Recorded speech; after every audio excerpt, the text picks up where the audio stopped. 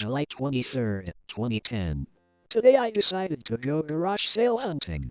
My block seemed to be planning a big garage sale weekend, so I decided to go check it out.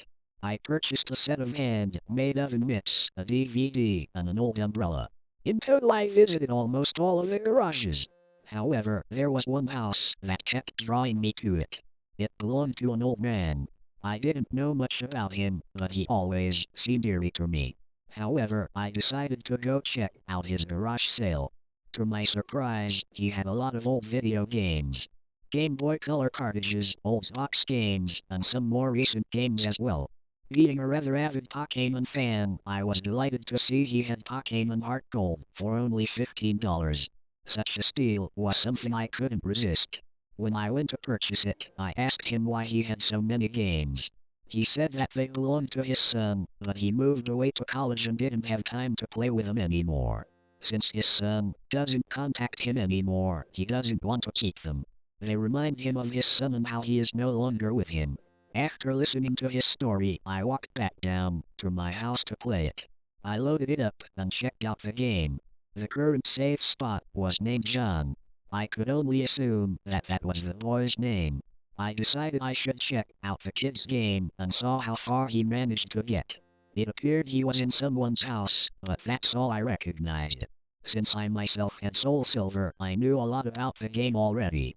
He had a Quilava, Fluffy, Spearow, Slowpoke, Sudowoodo, and a Rattata. It appeared he hadn't gotten too far in the game, which was a shame.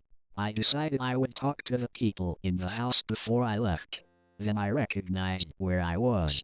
I was currently in Goldenrod City, and I was in the house of the woman who told you how much her Pokémon likes you. All she said for Quilava was, "I get the feeling he really trusts you." I talked to my Quilava next, and what it said surprised me.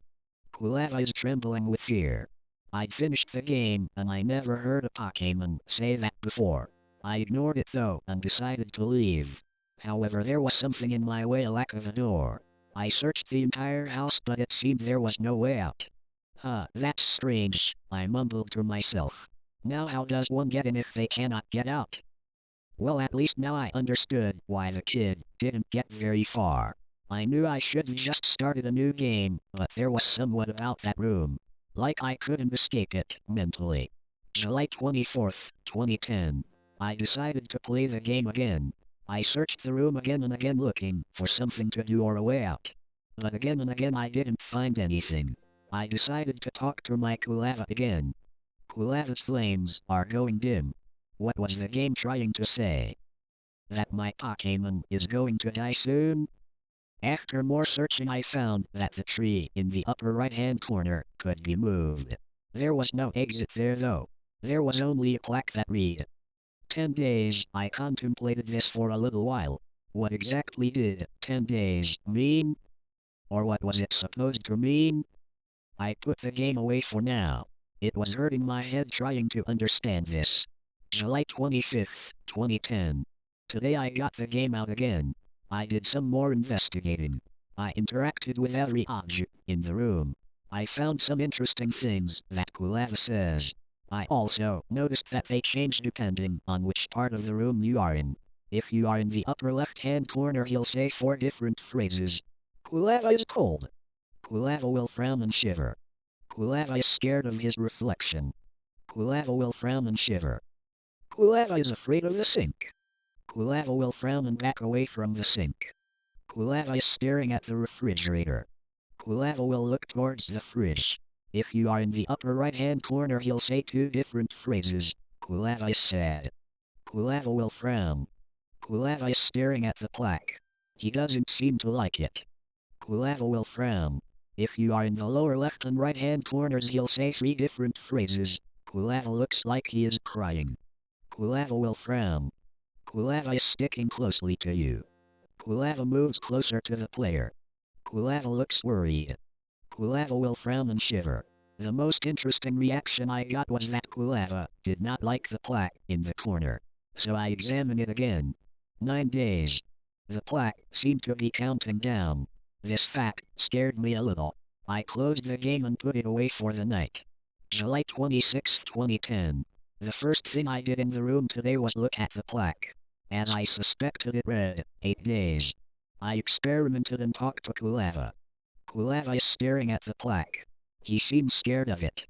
Quilava then stepped backwards. After this, he didn't follow me anymore. He just stayed in the lower right-hand corner. I tried talking to him, but all he said was, Quilava is mourning. Mourning what? After doing my now daily interactions with everything in the room, I put my game away and went to bed.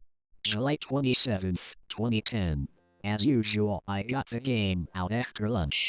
The plaque, as usual, was 1 day less than yesterday. 7 days. I was a little excited and nervous to know what would happen in 7 days. However, I could wait. Today I did some more experimenting with Quilava. Today he started following me again. I decided to see what would happen if I took another Pokemon out. So I tried switching Quilava with Rattata. However, they wouldn't switch. It seemed that Quilava simply had to stay in the first spot. I didn't really know what, but it didn't bother me that much. After running through my interactions, I quit for the day. July 28th, 2010. I didn't play the game today. Nothing very eventful occurred. Though I kept wanting to play the game, I didn't have time. July 29th, 2010. Today I got back on the game. Quilava seemed to be really mad at me. He wouldn't talk to me at all. After a while of interactions, I got him to like me again. I was really relieved. I read the plaque today. 5 days. It made sense that it went down by 2, since I missed a day after all. I squirmed a little, this was so exciting.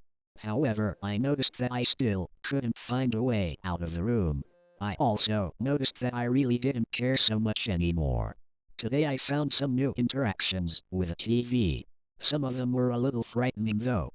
For instance, instead of talking about normal Pokemon stuff, it would be a news channel that was discussing murders or suicides. I tended to disregard it though. July 30th, 2010. I got on today and checked the plaque. As I suspected and hoped, it read 4 more days. I had marked August 3rd on my calendar. Nothing out of the ordinary happened in the game today. July 31st, 2010. The plaque went down another day today. Quilava seemed tenser today than he usually was. I didn't spend much time playing. August 1st, 2010. The plaque read something slightly different today. Only 2 more days. I wondered what this meant. Why only? This made me even more excited about what was going to happen. Quilava seemed to be really sad today. He wouldn't turn to face the player today. August 2nd, 2010. I was really happy and excited today. Tomorrow's the day. The plaque read proudly. It was frightening though, because Quilava was running recklessly around the house today. I couldn't get him to stop no matter what I did. When I tried to talk to him, all it would say is, Quilava looks like he is about to cry. I teared up a little bit at this. He was my companion. I didn't want him to be so sad. I didn't see why he was. August 3rd, 2010. Today is the day. However, I feel really dull and sad today. I don't know why. I'm finally home. I get to play the game. Wait, where's Quilava? He's nowhere in the room today. For that matter, the lady wasn't there either. Or the plaque. All that was left was a gravestone in the middle of the room. I walked up to it and pressed A. All it said was, Quilava the Mourning Pokemon.